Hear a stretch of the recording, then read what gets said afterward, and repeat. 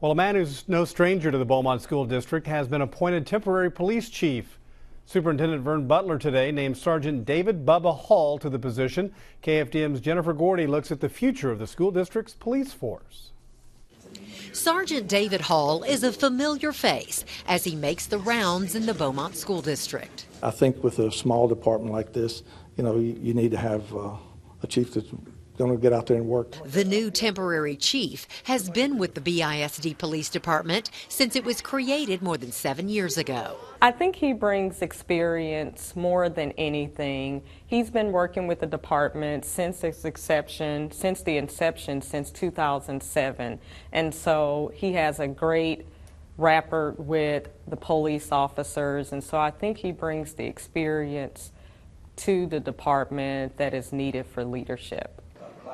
A department with a leadership void. Earlier this month, the Board of Managers suspended Chief Clydell Duncan without pay and voted to terminate his contract. The board said Duncan did not have the proper certification.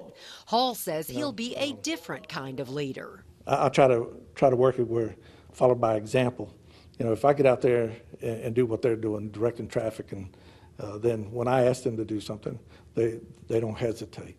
So I think that's going to be a big plus. The police force will have to learn to do more with less. The district is cutting the number of full-time officers from 22 to 14. We're going to cut the fleet, our vehicles, our officers.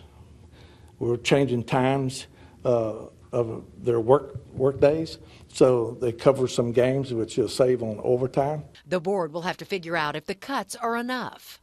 Of course, I'm hoping that they keep the police department. I think it's a necessity to have a police in the schools.